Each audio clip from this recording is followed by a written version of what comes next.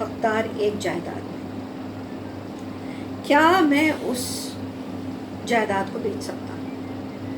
اکثر و بیشتر ایسے ہوتا ہے کہ جب ورثے میں آپ کو ملتے ہیں زمین یا جائیداد، تو مثلا 3-4 بہن بھائی ہوتے ہیں، تو وہ کو شیرز ان کو کہا جاتا ہے، یعنی وہ ہر ایک اینٹ کے اجتماعی مالک ہیں ساتھ. اور اس میں بعد میں ہم لوگ کیا کرتے ہیں، ہم کہتے ہیں کہ ٹھیک ہے آپ اپنی سوٹ فائل کریں. تو وہ سوٹ میں ہے کہ اگر وہ پیسوں کا مسئلہ ہے تو اس کو ہم کہتے ہیں لیٹرز آف ایڈمنسٹریشن میں، اس کو ہم کہتے ہیں سکسیشن سرٹیفکیٹ. وہ عدالت میں ہم فائل کرتے ہیں، لواحقین کے نام دے کے فائل کرتے ہیں تاکہ سارے لواحقین کے نام آ جائے، اس کے مطابق وہ مشترکہ کو شیئرز بنتے ہیں اس پیسوں کے. اسی طرح سے جائیداد کے لیے لیٹرز آف ایڈمنسٹریشن ہوتے ہیں، ان میں سب کے لواحقین جتنے ایز ہیں، ان کے وارث جو ہیں، ان کی سب کی لسٹ آ جاتی ہے، اور وہ پھر وہ قلم بند ہوتا ہے. بینک اس چیز کو دیکھتی ہے، گورنمنٹ اس چیز کو دیکھتی ہے. اب اس سے نیکسٹ مرحلہ جو آتا ہے تقسیم. جب جائیداد کی تقسیم ہوتی ہے تو پھر آپ انفرادی ملکیت شروع ہو جاتی ہے. ان کو 2 حصہ مل گیا، لڑکوں کو 2 حصہ مل گیا، لڑکیوں کو آدھا ایک حصہ ملا، اور پھر وہ جائیداد بن جاتی. مگر اگر ہم مشترکہ ہیں تو بہت سی دفعہ ایسا ہوتا ہے کہ کوئی ایک ایسا وارث ہے جو چاہتا ہے کہ اس جھگڑے سے نکل جائے، کیونکہ جھگڑے ہوتے رہتے ہیں، کوئی تصفیہ نہیں ہو رہا ہے، وہ چاہ رہا ہے کہ میری جائیداد مجھے ملے، میں کچھ کروں. تو اکثر و بیشتر کیا ہوتے ہیں، بہت سے ایسے لوگ ہیں جو پھر رہے ہیں جو باقاعدہ کو شیئرر کا حصہ خرید لیتے ہیں. اب پراپرٹی نہیں بیچ سکتے، آپ اپنے حصے کو بیچ سکتے ہیں، پھر وہ آپ کی جگہ آ کے وہاں پہ کھڑا ہو جاتا ہے. اور ہم نے یہ بہت ایسے جگہ دیکھے جہاں پہ کسی نے اپنا حصہ بیچا ہے، اور حصہ بیچنے کے بعد پھر جو بندہ آیا ہے اس نے سارے باقی خاندان کو سبق سکھا کے ٹھیک سے چلا جاتا ہے. تو ذرا ہمیشہ یاد رکھیے گا، جب آپ کے ورثے کی تقسیم کا مسئلہ آتا ہے تو سوچ سمجھ کے تقسیم کیجئے، اس میں لالچ مت لائیے، اس میں صحیح معنی میں تقسیم کر کے.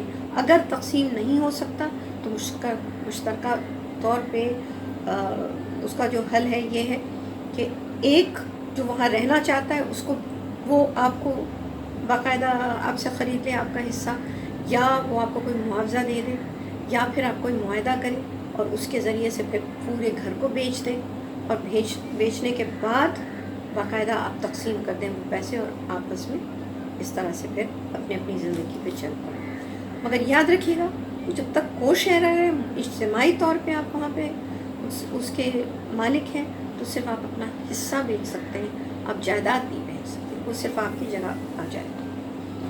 ساتھ ساتھ ایک اور اسی کے ساتھ سوال آئیے کہ گفٹ کیا ہے. گفٹ میں نے کسی کو تحفہ دینا، گفٹ اگر شرعیہ ہے تو اس میں ہم کہتے ہیں ہبہ. ہبہ جو کی جاتی ہے یا گفٹ آرڈنری کامن لاء میں یا کرسچن لاء میں یا کسی میں بھی، گفٹ کا مطلب یہ ہے کہ آپ نے ایسے طریقے سے دیا کہ آپ اس کی ملکیت سے محروم ہو گئے. بعض لوگ سمجھتے ہیں کہ وہ گفٹ ہے کہ ہم نے اپنے بچے کو گفٹ کر دیا، لیکن اس پہ شرط یہ ہے کہ وہ جب تک میں حیات ہوں میں نکالا نہیں جا سکتا ہوں. اور بہت سے ایسے کیسز ہیں لوگوں نے جیت بھی لیا اس پہ. حیرت کی بات ہے، اچھا کوئی وکیل آئے گا تو سب کی ایسی کی تیسی ہو جائے گی. کیوں؟ کیونکہ گفٹ کی شرط یہ ہے کہ آپ جب کسی کو دے دیتے ہیں آپ کا کوئی حق نہیں رہتا. اس کے بعد جس کے پاس، کیونکہ اس کے پاس ملکیت پہنچ جاتی ہے آپ کی طرف سے، اس کے طرف چلی جاتی ہے. اب وہ مالک ہے، وہ جو چاہے وہ ہر طرح سے اس کو جلا دے، اس کو ضائع کر دے، اس کو کچھ بھی کرے، وہ کر سکتا ہے اور کوئی کچھ نہیں کر سکتا. آپ اس سے محروم ہو جاتے ہیں، آپ کے قانونی جتنے تعلقات ہیں اس زمین سے یا اس جائیداد سے ختم ہو جاتے ہیں. اب وہ بن جاتا ہے مالک. تو اس چیز کا یاد رکھیے گا. بہت سے لوگ بیچ میں اس طرح سے کنفیوز کرتے ہیں.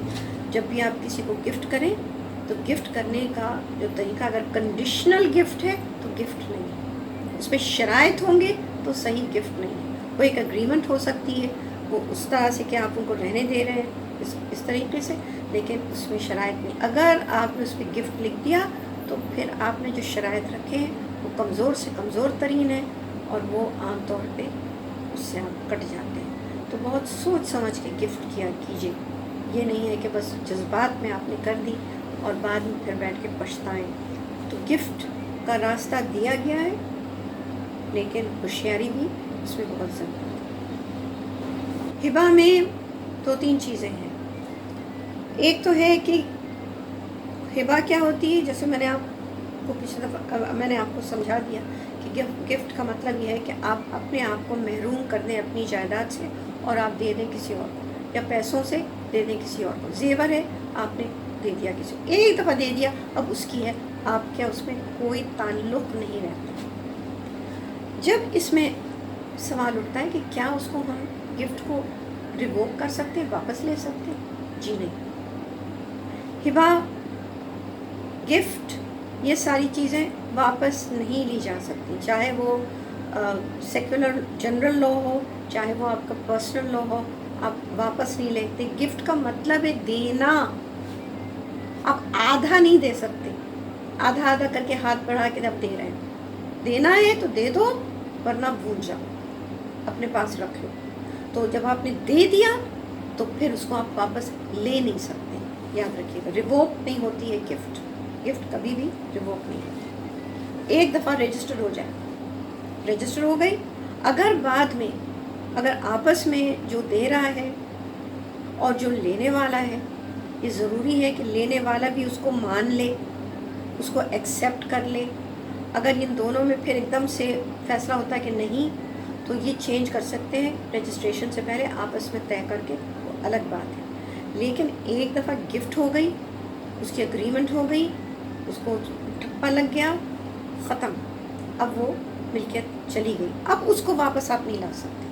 तब आपके लिए मुश्किल है, क्योंकि जो चीज़ दे दी वो दे दी। अल्लाह की नज़र में भी जो चीज़ आपने दे दी, आप उसको वापस नहीं ले सकते।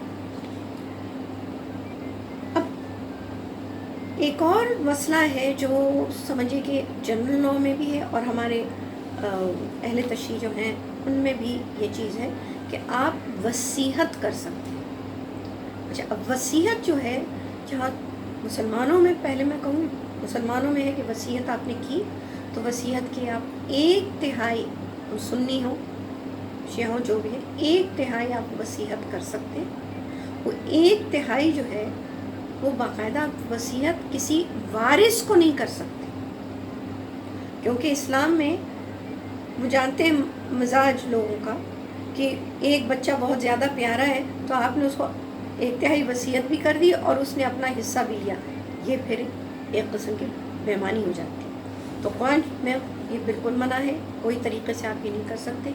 अगर आप गिफ्ट कर रहे हैं, आप पूरा गिफ्ट कर रहे हैं, लेकिन आप वसीयत 1/3 का सिर्फ़ और सिर्फ आप दे सकते हैं किसी गैर को और किसी चीज़। उसमें फलाह व बहबूद हैं, लोग बहुत से ऐसे जैसे हैं कि बड़े ट्रस्ट मौजूद हैं जो बाकायदे लोगों की ख्याल रखते हैं, उनको आप वसीयत कर रहे हैं, या किसी और किसी रिश्तेदार, कोई रिश्तेदार जो बहुत बुरे हालत में, उसको आप वसीयत कर रहे हैं। किसी और बच्चे को जिसके ऊपर आप चाहते हैं, जो वारिस नहीं मगर उसको ज़रूरत है, आप जानते हैं आप बड़े हैं ख़ानदान, आप उसको वसीयत कर रहे हैं। बाज़ लोग क्या करते थे कि क्योंकि हमारे अपने इसमें है ग्रैंड चिल्ड्रन, वो कुरानिक शेयर्स नहीं बनते, तो वो वसीयत का रास्ता रखा है कि आप अपने पोते नवासियाँ पोते पोती जो हैं उनको आप बाकायदा वसीयत कर सकते हैं, तो उनको उस तरह से मिल जाता है। मगर इस्नाशरी जो है हमारे वहाँ पे है कि हाँ आप वसीयत कर सकते हैं, और वो वसीयत का सिलसिला जो है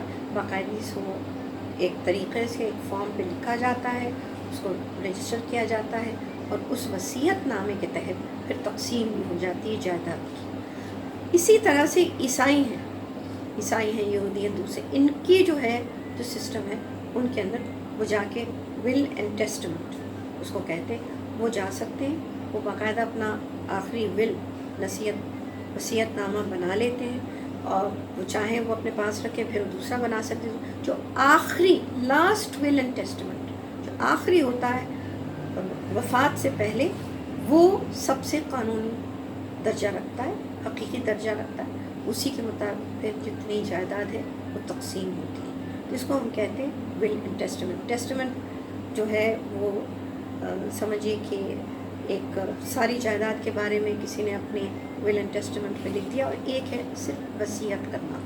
تو صرف وصیت کی، آپ نے 1/3 کی اپنی جائیداد کی، یا آپ نے اس کو باقاعدہ پوری کر دی. مگر اگر آپ نے اس کو لاسٹ ول اینڈ ٹیسٹمنٹ جو کرسچنز میں ہوتا ہے، وہ ہوتا ہے کہ ساری جائیداد اسی وصیت نامے کے تحت باقاعدہ تقسیم ہوتی ہے. تو یہ ان کا ایک سلسلہ ہے. کہتے ہیں نا گفٹ چیلنج بھی ہو جاتا ہے، تو کیا گفٹ چیلنج ہوتا ہے؟ بعض لوگ گفٹ چیلنج کرتے ہیں، چیلنج کرنے کی کوشش کرتے ہیں، لیکن اگر اس گفٹ کے اندر اگر جو جائیداد دے رہا ہے اگر اس کا حافظہ کمزور ہے، یعنی بیمار ہے، تو بیماری میں جب کوئی دیتا ہے تو اسلام میں پھر اس پہ ایک پابندی ہے کہ آپ کو باقاعدہ 11 مہینے کے اندر اگر وہ انتقال کر جائے تو وہ وصیت ختم ہو جاتی ہے. اگر وہ وصیت جو ہے وہ 11 مہینے سے آگے چلی جاتی ہے، یعنی پرانی ہو جاتی ہے، 1 سال ہو جاتا ہے، 2 سال ہو، وہ وصیت پکی مانی جاتی ہے. یعنی ذہنی توازن کا بھی ایک حصہ ہوتا ہے.